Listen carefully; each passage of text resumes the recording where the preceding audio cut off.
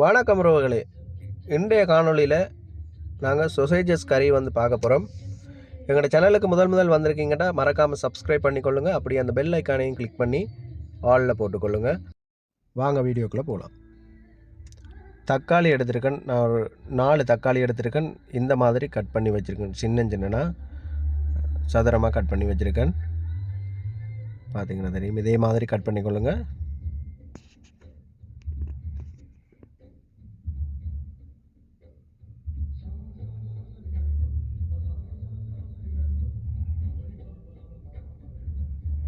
அடுத்ததாக சொசேஜஸ் எடுத்துருக்கேன். ஒரு பேக்கெட் 1 கிலோ சொசேஜஸ். தக்காளி நாங்கள் ஏற்கனவே கட் பண்ணிட்டோம். அடுத்ததாக வெங்காயம் கட் பண்ணி வச்சுருக்கேன். மெல்லிசாக வெட்டி வச்சுருக்கேன், அப்போ தான் வேகமாக வதங்கும். அடுத்ததாக கருவேப்பிலை, ரம்பை, பச்சை மிளகாய் ஒரு 7 மிளகாய் எடுத்துருக்கேன், பச்சை மிளகாய். அடுத்ததாக கருவா, சீரகம், உப்பு,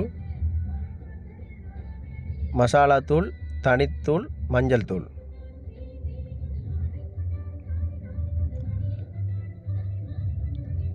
இதோடு நான் ஒரு பாதி தேங்காய் அளவுக்கு தேங்காய் பாலும் எடுத்து வச்சுருக்கேன்.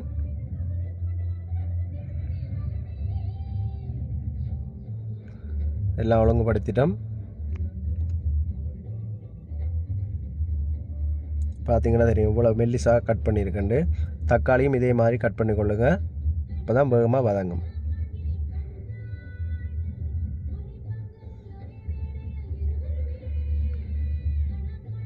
அடுத்த சோசேஜஸை நாங்கள் இந்த மாதிரி கீறி கொள்ளுவோம் 2 சைட்டும், அப்போ தான் நாங்கள் மசாலா சேர்க்குறது உள்ளே சேரும்.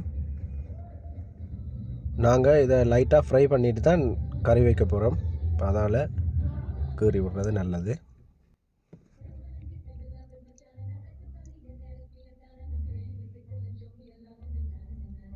ஃபுல்லாக எல்லாத்தையும் கீறி விடுவோம்.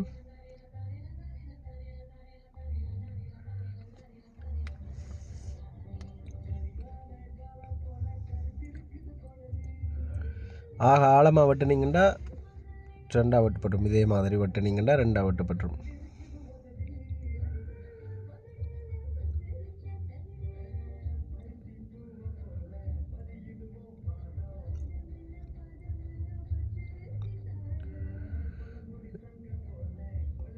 சில இடத்துல ஆழமாக வெட்டுப்பட்டிருக்கு, பார்த்துறீங்கன்னா தெரியும். அப்படி வெட்டாமல் லேசாக கீறி விட்டால் காணும்.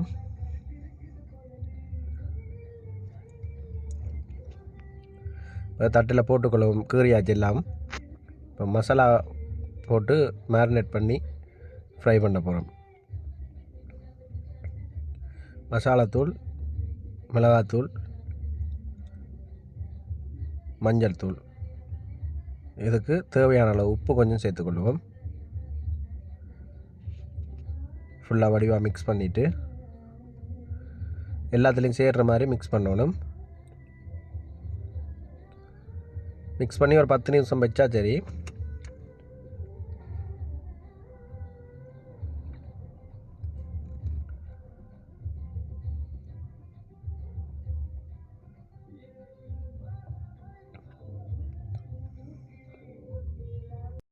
ஃப்ரை பேனை வச்சு எண்ணெய் கொஞ்சம் விட்டுக்கொள்வோம். அடுத்ததாக சொசேஜஸ் எடுத்து போடுவோம். இப்படி போட்டு கொஞ்சம் திருப்பி விடணும். அடுப்பு நல்லா குறைச்சி விடுங்க. லோ ஃப்ளேமில் வச்சிங்கன்னா தான் எரியாமல் பொரிவடும்.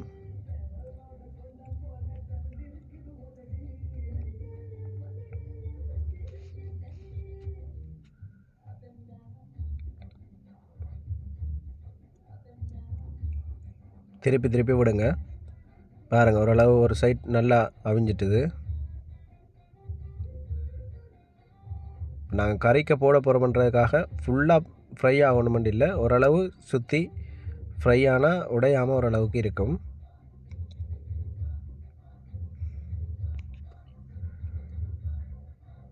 அடுத்து ஒரு இலையை போட்டு அதில் போட்டுக்கொள்வோம்.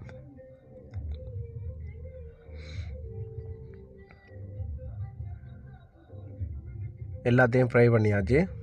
பாருங்கள் இப்படி ஃப்ரை ஆகிருக்குண்டு. இதே மாதிரி ஃப்ரை பண்ணிவிட்டு அடுத்ததாக ஒரு பாத்திரத்தில் எண்ணெய் கொஞ்சம் விட்டுக்கொள்வோம்.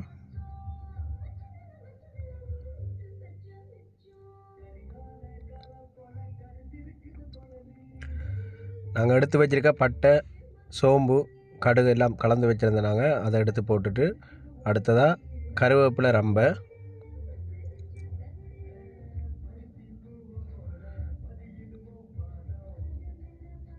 கிளறி விடுவோம். அடுத்ததாக பச்சை மிளகாய் அதையும் சேர்த்து வடிவாக மிக்ஸ் பண்ணி விடுவோம்.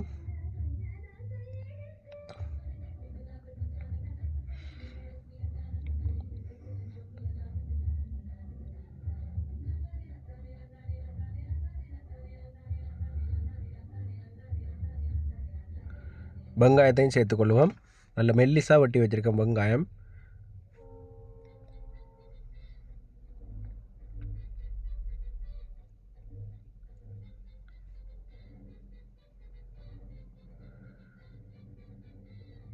லோ ஃப்ளேம்லேயே வச்சு வதக்குங்க, இல்லாட்டி அடியில் பிடிச்சிடும்.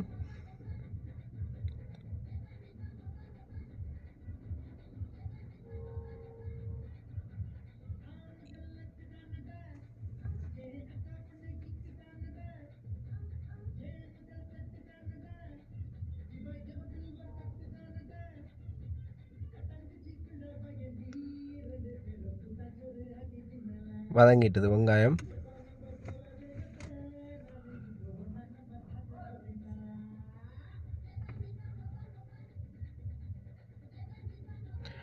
அடுத்ததாக நாங்கள் கட் பண்ணி வச்சுருக்க தக்காளியை சேர்த்துக்கொள்வோம்.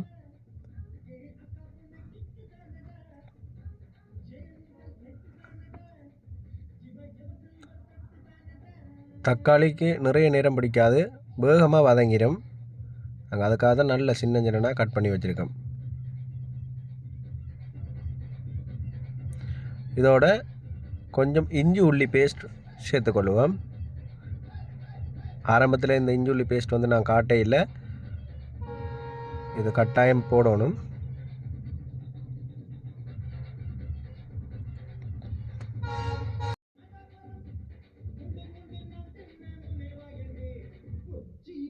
பார்த்திங்கன்னா பதங்கி முடியுது, இன்னொரு கொஞ்சம் பதங்கினா காணும். இந்த ஸ்டேஜில் நாங்கள் எடுத்து வச்சுருக்க மசாலாவை சேர்த்துக்கொள்வோம்.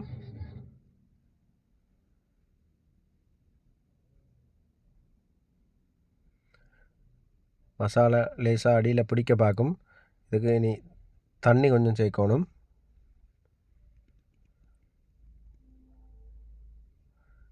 சின்ன கப்பில் ஒரு கப் தண்ணி சேர்த்துருக்கேன். நல்லா மிக்ஸ் பண்ணி கொதிக்க விடுங்க.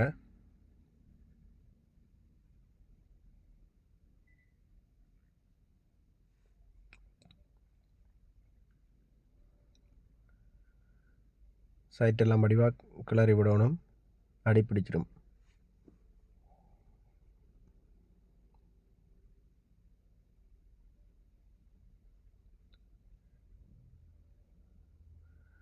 இதுக்கு தேவையான அளவு உப்பு சேர்த்துக்கொள்வோம். ஏற்கனவே நாங்கள் சொசேஜஸுக்கும் உப்பு போட்டு ஃப்ரை பண்ணி வச்சுருக்கோம், அதுக்கேற்ற மாதிரி கொஞ்சமாக சேர்க்கணும். தேவைன்னா திரும்ப ஆட் பண்ணி கொள்ளலாம்.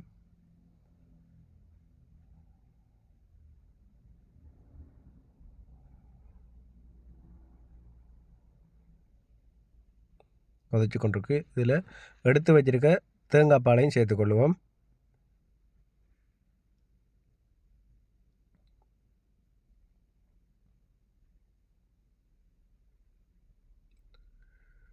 நல்ல வடிவாக கிண்டி மிக்ஸ் பண்ணி விடுவோம். நான் கொதிச்சிட்டது பார்த்திங்கன்னா தெரியும். கிளறி விட்டு ஒரு கொஞ்சம் இன்னும் கொதிக்கட்டும்.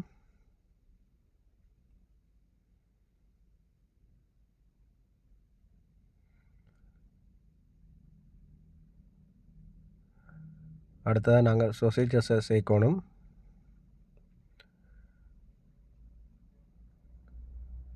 ஃப்ரை பண்ணி வச்சுருக்க எல்லா சொசேஜஸையும் சேர்த்துக்கொள்ளுவோம்.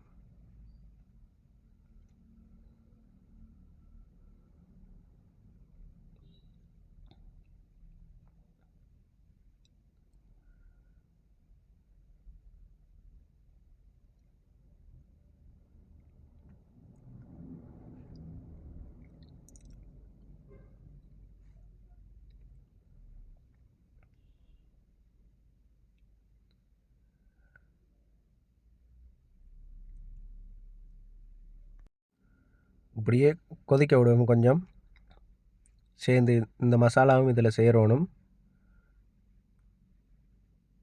கொதிச்சு கொண்டிருக்கு. அதுக்கிடையில் நாங்கள் கருவேப்பிலையை உடைச்சிட்டு போயிடுவோம். மரத்தில் இருந்து உடனே பிடுங்கி எடுக்கிறோம்.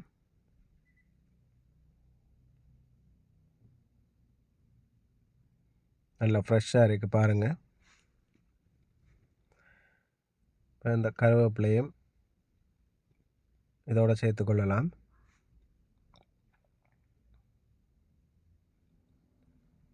இறக்குற கட்டம் வந்துட்டுது.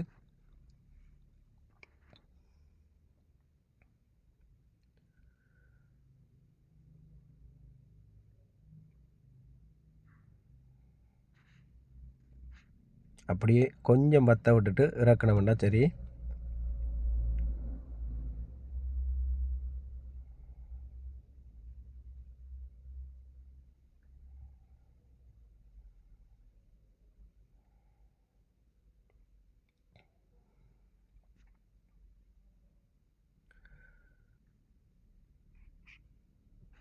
சோறு தான் கொஞ்சம் குழஞ்சிட்டுது, பரவாயில்லை. இதே மாதிரி நீங்களும் ட்ரை பண்ணி பாருங்கள். மீண்டும் இன்னும் ஒரு காணொளியில் உங்களை சந்திக்கிறேன்.